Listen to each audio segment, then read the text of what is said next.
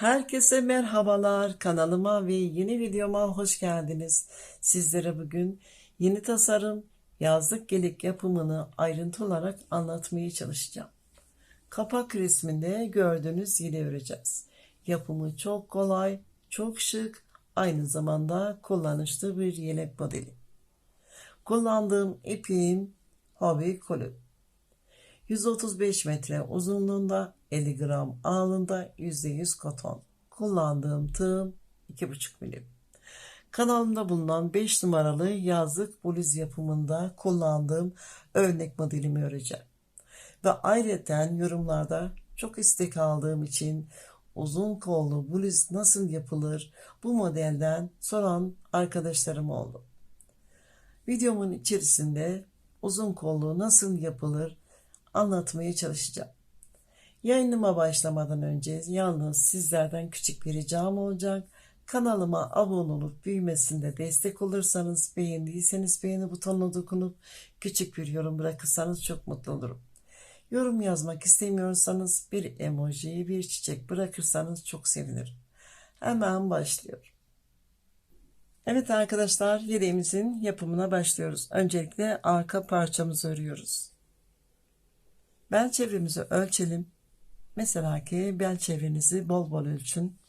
80 santim. 80 santimin yarısı 40 santim. 40 santimden 26-27 santim fazla zincir çekelim. Zincirlerimizi saymıyoruz. Öncelikle ipini düğümlüyorum. Zincirlerimizi bir tık büyük yapıyoruz. Çok büyük örmeyelim. Bakın arkadaşlar.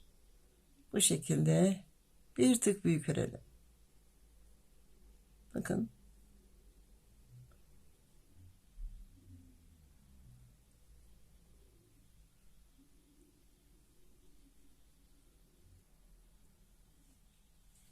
Evet, ben zincirimi çektim arkadaşlar. Hemen ölçüyorum. Zincirinizi fazla çekmekten korkmayın. Fazla olan kısmını kesiyoruz. Bakın 67 santim zincir çektim.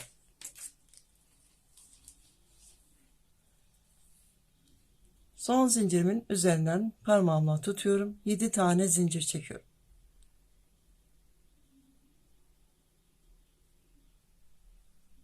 Yedi tane zincirimi çektim. Tığıma 2 defa ipimi doluyorum. Tuttuğumuz zincir, bakın tek kanadı benden tarafı, 2 tanesi tığımın üzerinde. Buradan ilmeğimi alıyorum. Üçlü trabzan yapıyorum. Trabzanlarımızı sıkı yapmayalım. Bakın bu şekilde bol örüyorum. 1 2 3. Üçlü trabzanımı ördüm. Bir tane zincir çekiyorum. Tığıma bir defa ipimi aldım. Üçlü trabzanımızın dibindeki, bakın, ilmeklerimizin arasından 2 tane ilmeğim, bakın buradan arkadaşlar, ilmeğimi alıyorum. İkili trabzan yapıyorum. Tığıma 2 defa ipimi doladım. 2 tane zincir atlıyorum. Üçüncü zincirimin tek kanadı benden tarafı. 2 tanesi tığımın üzerinde. Buradan ilmeğimi alıyorum. Üçlü trabzan yapıyorum. 1 2 3. Bir tane zincir, tığıma bir defa ipimi aldım. Bakın üçlü trabzanımın dibinden 1 2 ilmeğim. Buradan ilmeğimi aldım. İkili trabzan yapıyorum. Zincir çekmeden tığıma 2 defa ipimi doladım. 2 tane zincir atlıyorum. Üçüncü zincirimin ara boşluğundan, bakın arkadaşlar, ilmeğimi aldım. Üçlü trabzan yapıyorum. Trabzanlarımızı bakın bu şekilde uzun yapalım. Bir tane zincir, tığıma bir defa ipimi aldım. Ara boşluğundan tığımı battım, ilmeğimi aldım. İkili trabzan. Bu şekilde ilerleyelim.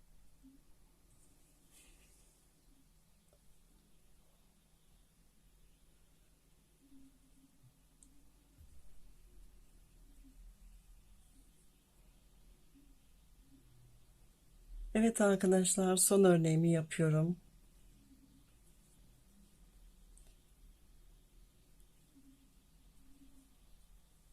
...38 tane örnek yaptım. Son olarak zincir çekmiyorum. Tığıma 2 defa ipimi doladım. Bir zincir atlıyoruz. Bir sonraki zincirimin ara boşluğundan ilmeğimi alıyorum. tek bir tane üçlü trabzan yapıyorum. Bu şekilde. Örgümü ölçüyorum.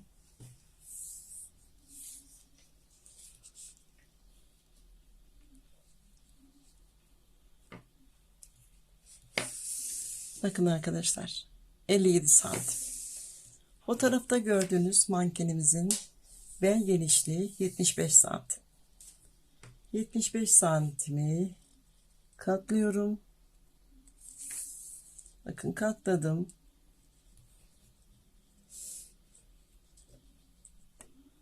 Buradan ölçüyorum. Bakın burası. Buradan tekrar ölçüyorum. Örgümüzde 3-4 santim küçülme olacak. Üzerine ördüğünüz zaman 3-4 santimi iptal ediyorum. Bakın buradan tutuyorum. Bir sonrasından 14 santim daha geniş örüyoruz. Örgümüze devam ediyoruz. 5 tane zincir çekiyorum. 5 zincirimi çektim, döndüm, tığıma 2 defa ipimi doladım. İlk boşluktan değil. Bakın örneğimizin ortasındaki küçük boşluktan ilmeğimi alıyorum. Üçlü trabzan yapıyorum. Üçlü trabzanlarımızı bol yapalım. Bakın arkadaşlar, 1 2 3. Üçlü trabzanımı yaptım. Bir zincir çekiyorum. Tığıma bir defa ipimi aldım. Üçlü trabzanımızın dibindeki ilmekten 2 tane ilmeğimi aldım. Bakın ara boşluğundan ilmeğimi aldım. İkili trabzan yapıyorum. Zincir çekmeden tığıma 2 defa ipimi doladım. Sıradaki örneğimiz, bakın buradaki küçük boşluktan ilmeğimi alıyorum. Üçlü trabzan yapıyorum. 1 2 3. Trabzanlarımızı bol örelim. Bir zincir, tığıma bir defa ipimi aldım. Trabzanımın dibinden bakın. Buradan battım. İlmeğimi alıyorum. İkili trabzan. Sıramızda bu şekilde ilerleyelim.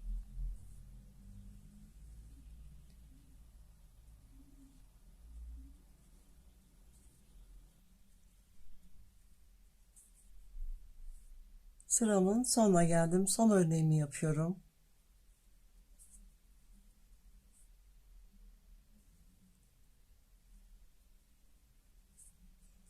Bakın arkadaşlar, dönüş zincirimiz 7 tane zincir çekmiştim. Tığıma 2 defa ipimi doluyorum. Bir tane zincir atlıyorum. Bir sonraki zincirimin ara boşluğundan ilmeğimi alıyorum. Üçlü trabzan yapıyorum. Üçlü trabzanımı yaptım. 5 tane zincir çekiyorum. Dönüyorum. 2 defa doluyorum. Yine örneğimizin küçük boşluğu, bakın buradaki noktadan ilmeğimi alıyorum. Üçlü trabzanımı yapıyorum. Bir zincir, tığıma bir defa ipimi aldım. Üçlü trabzanımın dibindeki noktadan ilmeğimi alıyorum. İkili trabzan. 2 defa doluyorum. Sıradaki örneğimizin orta boşluğundan ilmeğimi alıyorum. Üçlü trabzan. Bir zincir, üçlü trabzanımın dibinden, bakın buradaki noktadan ilmeğimi aldım. İkili trabzan. Sıramızda bu şekilde ilerleyelim.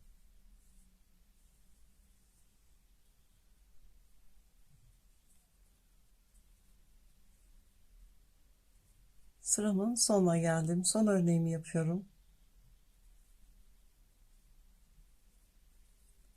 Evet, son örneğimi yaptım. Zincir çekmeden tığıma 2 defa ipimi doladım. Bakın bir zincir atlıyoruz. Alttan saydığımız zaman 1 2 3 dördüncü zincir. Buradaki noktadan ilmeğimi alıyorum. Üçlü trabzan yapıyorum. 5 tane zincir çekip dönüyorum. Yine örneğimizi yapıyoruz. 2 defa doladım. Örneğimizin orta boşluğundan ilmeğimi alıyorum. Üçlü trabzan. Bir zincir, tığıma bir defa ipimi aldım. Üçlü trabzanımın dibinden ilmeğimi alıyorum. İkili trabzan yapıyorum. 2 doladım. Üçlü trabzan. Fazla olan zincirimizi kesiyoruz. 3 zincir ilerisinden kesiyorum.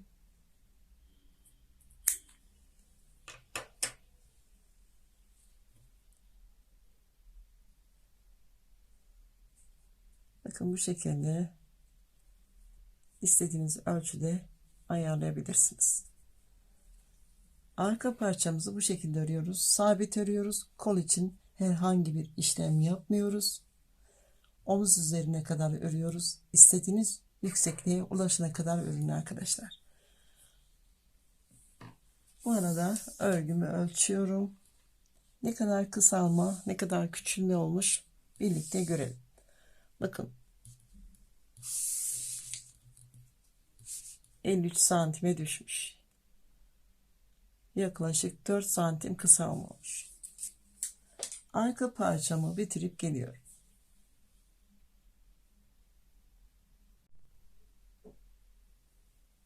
Evet arkadaşlar, yeleğimin arka parçasını ördüm. Omuz üzerine kadar ördüm. Sabit ördüm. Kol için herhangi bir işlem yapmadım. 32 sıra ördüm. Ördüğüm parçanın yüksekliğini ölçüyorum. 48 santim. Ön parçamızı öreceğiz. Yine aynı şekilde başlıyoruz. 38 tane örneğimizin yarısı 19 19.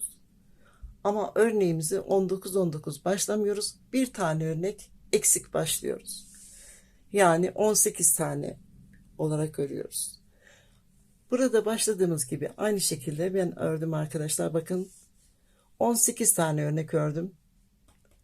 Bakın gösteriyorum sizlere. Örneklerimi birebir tutuyorum.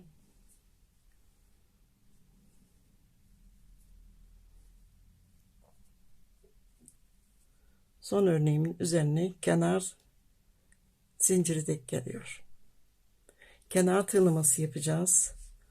Bu nedenden dolayı bir tane örnek eksik yapıyoruz. Bu taraftan yine 19 tane örneğimiz var. Yine 18 tane örüyoruz. Yaka açılımına kadar ördüm. Yüksekliğini ölçüyorum. 12 sıra ördüm. Bakın 12 sıramı ölçüyorum arkadaşlar. 20 santim. 13. sıramızda eksiltme yapacağım.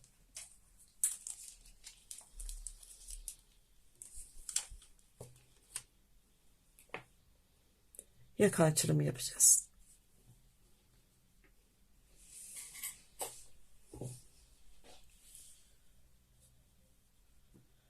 Son bir tane örneğimiz kalana kadar örüyoruz. 2 tane var. Bir tane daha örüyorum.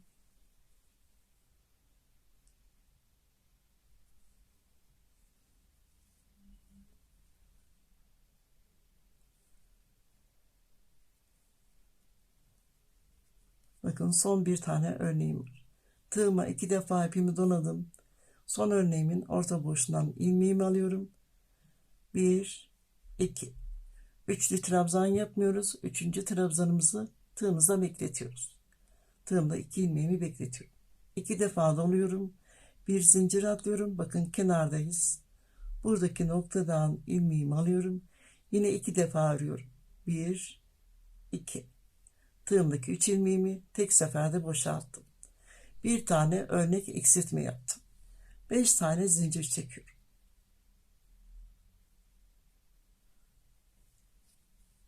14. sırama geçiyorum. 13. sıramızda eksiltme yaptık. Tığıma 2 defa ipimi doluyorum. Bakın örneğimizin orta boşluğundan ilmeğimi alıyorum.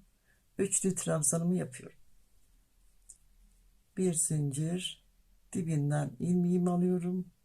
İkili trabzan yapıyorum. Bu şekilde örüyoruz arkadaşlar. İlerliyoruz. Yine sabit olarak örüyoruz ve buradaki noktaya bir tane örnek kalana kadar örmeye devam edelim.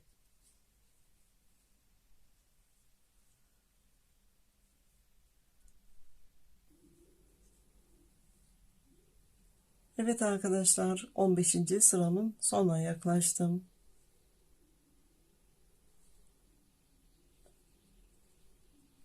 Son bir tane örneğimiz kaldı. Bakın, 13. sıramızda eksiltme yapmıştım. 14. sıramda eksiltme yapmadan ördüm. 15. sıramızda yine eksiltme yapıyoruz. Tığıma 2 defa ipimi doladım. Bakın, son örneğimin orta boşluğundan ilmeğimi alıyorum. 2 defa örüyorum. 3. trabzanımın örgüsünü yapmıyorum. Tığımdaki ilmeğimi bekletiyorum. Tığıma 2 defa ipimi doladım. Bir zincir atlayıp, bakın, kenar zinciri, buradan ilmeğimi alıyorum. 1 2 2 defa ördüm. Üçüncüde 3 ilmeğimi tek seferde boşaltıyorum. İkinci eksiltmemizi yaptık. 13. sıramızda ve 15. sıramızda eksiltme yaptık. 5 tane zincir çekiyorum. Dönüyorum. Yine örneklerimizi sabit örüyoruz. 2 doladığım sıradaki örneğimizin orta boşluğundan ilmeğimi alıyorum. 3'lü trabzan. Bir zincir, dibinden ilmeğimi alıyorum. 2'li trabzan. Yine sıramızda sabit örüyoruz arkadaşlar. Sıramızın sonuna kadar ilerliyoruz. Yine normal olarak örüyoruz. Son bir tane örneğimiz kalana kadar örmeye devam edelim. Şu an 16. sıramdayım.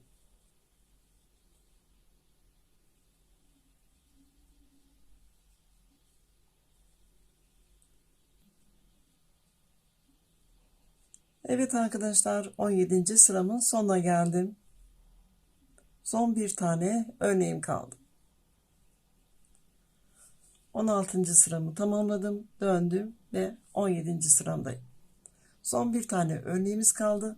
Son eksiltmemi yapıyorum. Tığıma 2 defa ipimi doluyorum.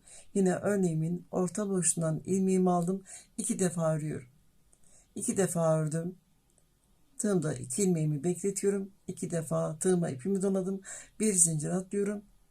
Bir sonraki zincirimden ilmeğimi alıyorum. 1 2 2 defa örüyorum. Bakın, 2 tane ikili trabzan ördüm. Tığımda 3 ilmeğim var. 3 ilmeğimi tek seferde boşalttım. 3. eksiltmemi yaptım. 5 tane zincir çekiyorum. Dönüyorum. Dönüşlerimizde eksiltme yapmıyoruz. Sıramızı tamamlayalım. Bakın, buradaki noktaya bakın, eksiltme yaptığımız noktaya değil, örneğimizin orta boşluğuna.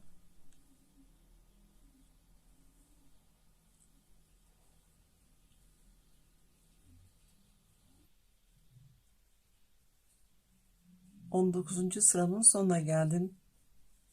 Bakın, sıramızda eksiltme yapmıyoruz arkadaşlar. Bundan sonra sabit örüyoruz. Eksiltme yaptığım yön.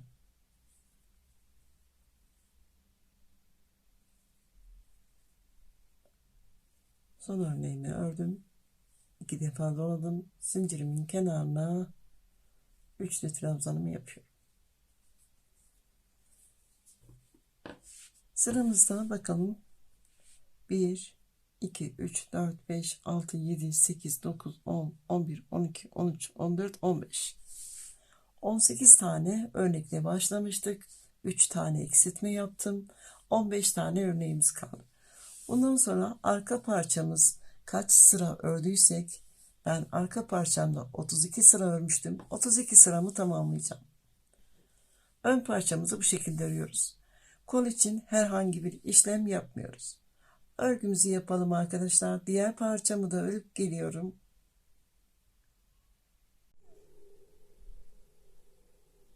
Evet arkadaşlar, videoma kısa bir ara vereceğim. Kanalımda bulunan bu modelden ördüğüm 5 numaralı bluzumun uzun kolunun nasıl yapıldığını sormuş arkadaşlarımız. Soran arkadaşlarımız çok fazla olduğu için buradan sizlere açıklama yapmak istiyorum. Mesela ön veya arka bluzumuzu kol altına kadar ördüğümüzü farz edelim. Kol altına kadar ördük. öncelikle ölçümüzü alacağız. Bir bebek üzerinde sizlere ölçümüzü nasıl aldığımızı kısaca anlatacağım arkadaşlar. Kolumuz bu şekilde açık olmasın. Bu şekilde olsun. Bir mezuro ile kolunuzu hangi mesafede olsun istiyorsanız, uzun kol istiyorsanız bakın bilek üzerinden tutuyorum. Buradan ölçümüzü alıyoruz. 1 metre 60 santim olabilir, 1 metre 55 santim, 1,5 metre olabilir veya 1 metre 40 santim olabilir. Ölçümü aldım. Farz edelim ki 1,5 metre. Kol altına kadar ördüğümüz bluzumuzun parçası. Bu şekilde düz bir zemine yayalım ve düzgün bir şekilde ikiye katlayalım.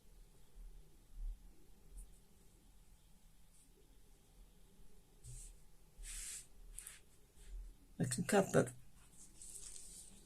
Aldığımız ölçü farz edelim ki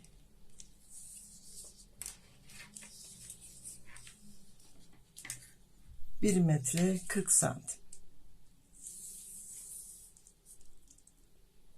Bakın buradan ikiye katladım 1 metre 40 santim.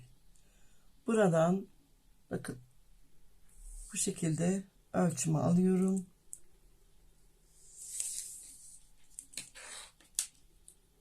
Kol uzunluğu 45 santim. Örgümü tekrar açıyorum. Yine düzgün bir şekilde alıyorum. 45 santime kadar ölçüyorum. Buradaki örnek sayımı sayıyorum. Zincirle birlikte. Her örnek arasında zincirimiz 3 tane. 3 artı 3 artı olarak zincirimizi sayıyoruz. Bakalım burada kaç tane örnek yapmışım. 2, 4, 6, 8, 10, 12, 14, 16, 18, 20, 22, 24, 26, 28, 30, 32 zincirle birlikte 34. 34 tane örneğimiz var. 3 ile çarpıyoruz. Kol altına kadar ördüğümüz noktadan sonra 3 ile çarptığımız rakamı sayısında zincirimizi çekiyoruz. Son zincirimizin üzerinden tutup 7 tane zincir çekip örneklerimizi tek tek yapıyoruz.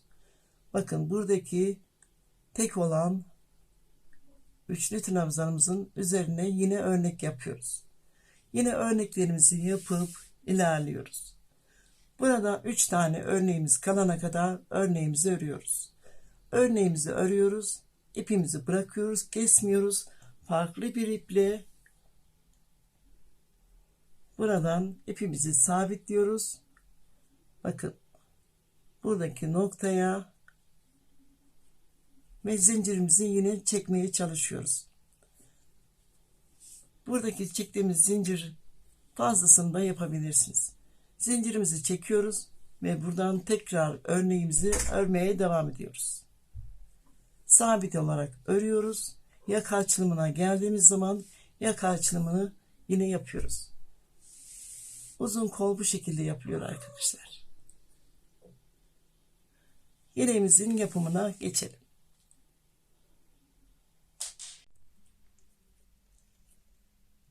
Evet arkadaşlar, yeleğimin her iki ön parçasında ördüm. 3 tane eksiltme yaptıktan sonra arka tarafta kaç sıra ördüysem eşit sırada sayımı ördüm. Bakın bu şekilde arkadaşlar. Kol için herhangi bir işlem yapmadım. 2 tane örnek eksik yapmıştım. Yarısı 19 19 18 tane örnek yapmıştım. 2 tane eksik, 3 tane eksiltme yaptım. 3 tane de bu tarafta eksiltme yaptım. 8 tane örneğimiz burada da. Yaka boşluğuna bıraktım. İşaretleyicilerimi taktım. 12 sıra kol için boşluk bıraktım. Dikişlerimizi yapacağız.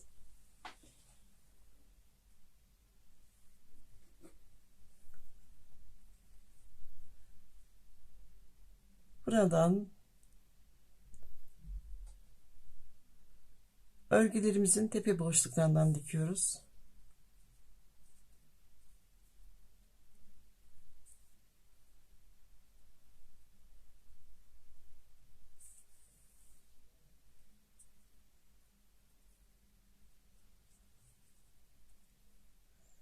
Sıkmadan dikelim arkadaşlar.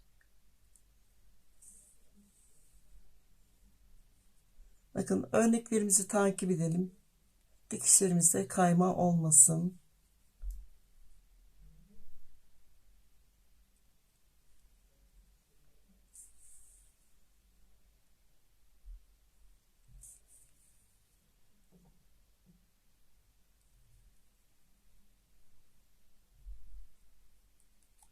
Evet, dikişimin sonuna yaklaştım.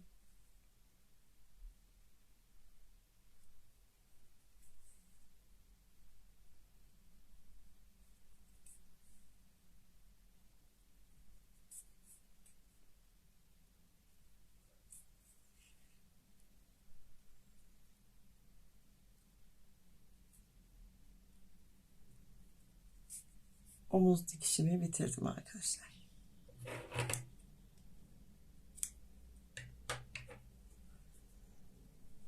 Burada kalan örgümüzün sonunda kalan ipimizi de önceden iğnemizi dikiş yaptığımız noktaya takıyoruz ve daha sonra ipimizi iğnemize takıp ipimizi bu şekilde gizleyelim.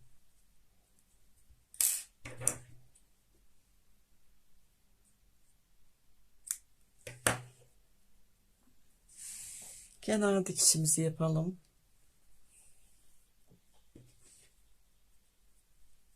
Bakın köşedeki 7 zincir çekmiştim. Tam köşe noktasından ipimi sabitliyorum.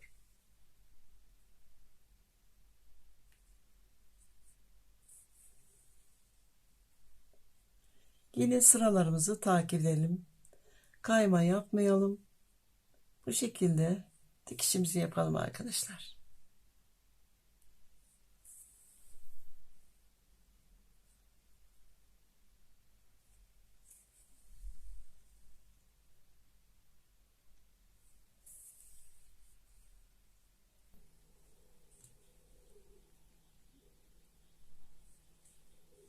Yeleğimizin yan dikişini bu şekilde yapıyoruz arkadaşlar.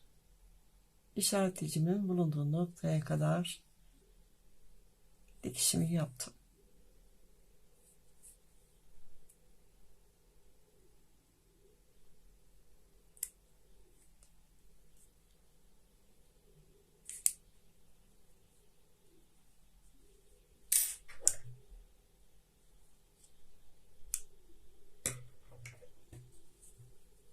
Bakın arkadaşlar, sıkı dikmeyelim. Örneğimizin esnekliği ölçüsünde olsun. Diğer yönünü de bu şekilde dikiyoruz.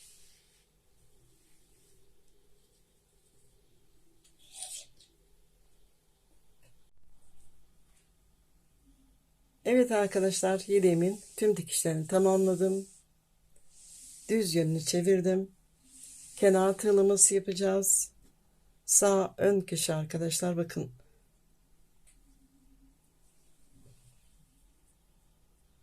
Buradaki örneğimizin ara boşluğundan ilmeğimi alıyorum. İpimi sabitliyorum. Bir tane zincir çekiyorum. İlk boşluğa tekli trabzan yapıyorum. İpimi aldım. Boşluktan ilmeğimi aldım. Tığımdaki 3 ilmeğimi tek seferde boşalttım.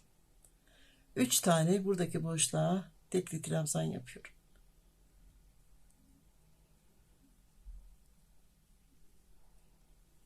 Zincir çekmeden sıradaki boşluğa geçiyorum. 3 tane tekli trabzan yapıyorum.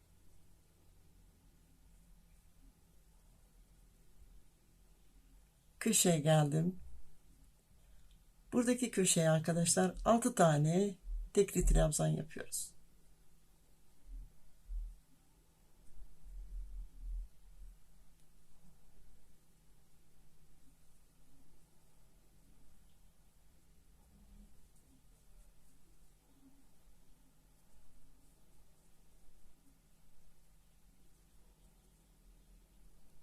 6 tane tekli trabzanımı yaptım.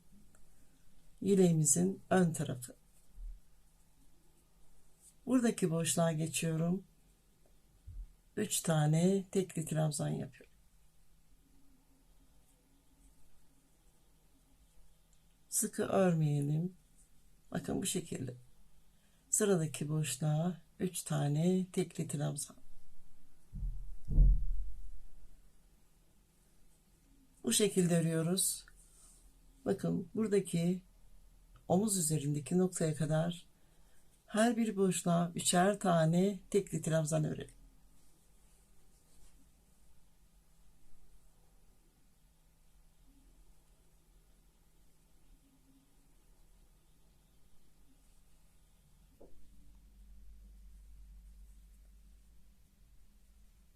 Bakın omuz üzerine kadar ördüm. Dikiş yaptığımız nokta. Sıradaki boşluğa 2 tane ördüm. Son dikiş yaptığımız noktaya arkadaşlar. Bir tane de dikiş yaptım. Yeni ördüm. Burası örnekli. Burası farklı arkadaşlar. Bakın uygun noktalara örüyoruz.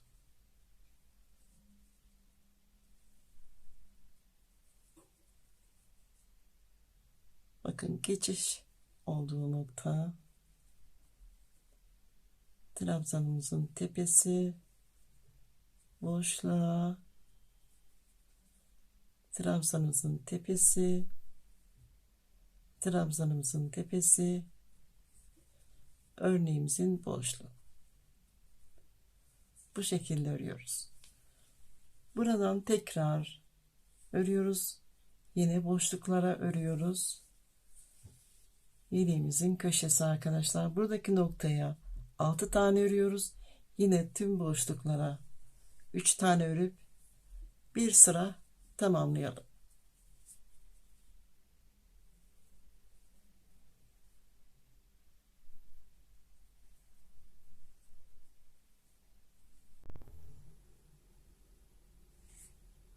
Evet arkadaşlar, yeleğimizin tüm çevresini tekli trabzan olarak bir sıra kenar tığlaması yaptık. Buradaki noktaya bağcık yapacağız.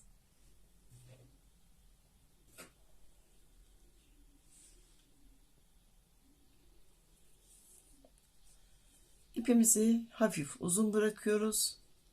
Zincir çekiyoruz. Zincirlerimizi bir tık büyük yapalım. Bakın bu şekilde. 85 tane zincir çekiyorum.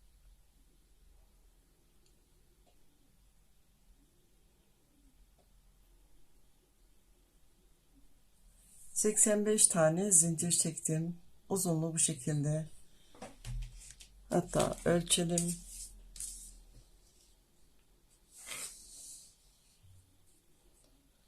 Yaklaşık 40 santim.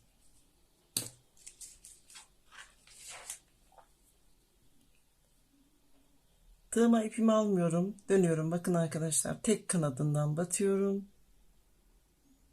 İlmeğimin içerisinden geçiriyorum. Kaydırma tekniği. Sıradaki zincirimin tek kanadından ilmeğimi alıyorum. Tığımdaki ilmeğimin içerisinden geçiriyorum. Bu şekilde zincirimizin sonuna kadar ilerleyelim.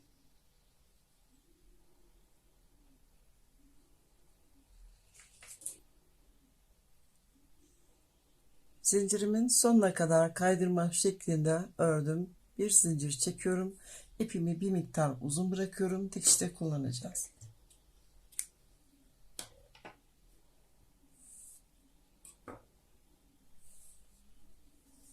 Bu şekilde bağcık yaptık.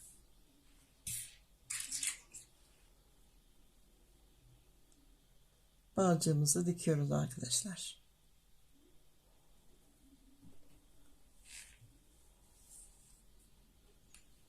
Bakın. Tek olan üçlü trabzanımızın bulunduğu nokta, bakın buraya dikişimizi yapıyoruz.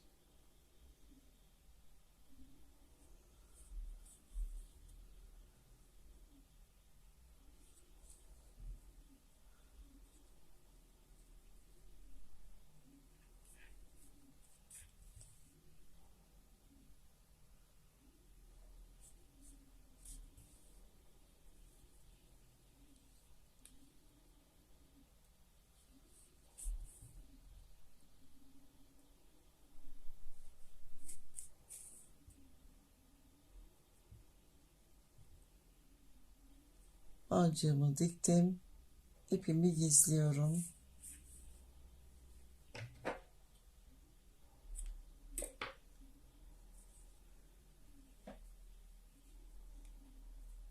Başlangıç ipimizde gizleyelim arkadaşlar.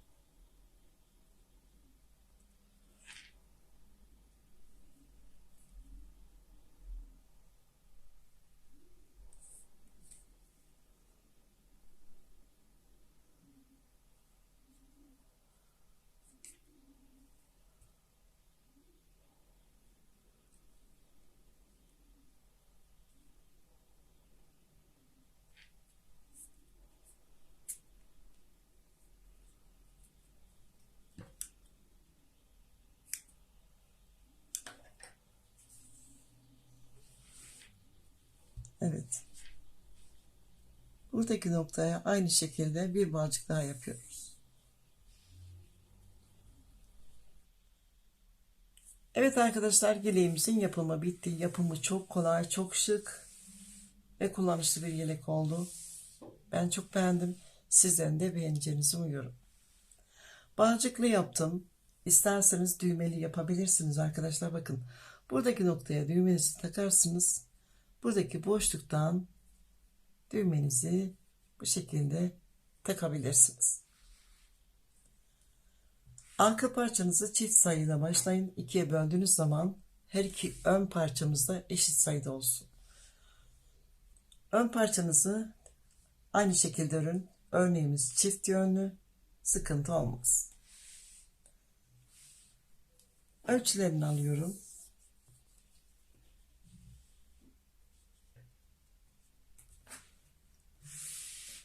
53 santim genişlikte.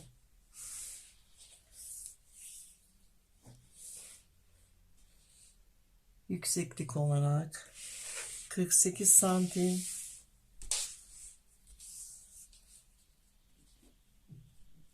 Omuz genişliği 21 santim.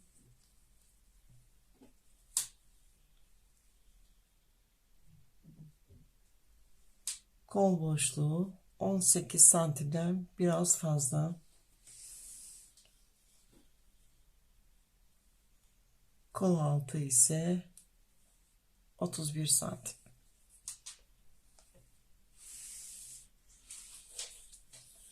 ...215 gram ip kullandım. Farklı iplerle örecek olursanız, daha kalın iplerle örecek olursanız burada 3 tane eksiltme yaptım. 2 tane eksiltme yapın. Farklı iplerle örecek olursanız ipin gramajı değişebilir. Gördüğünüz gibi 38 beden mankenimizin üzerinde farklı açılardan fotoğraflarını çekip short çekimde sizler için ayrıntı olarak yayınlamaya çalışacağım. Umarım beğenmişsinizdir. Beğendiyseniz beğeni butonuna dokunup küçük bir yorum bırakırsanız çok mutlu olurum.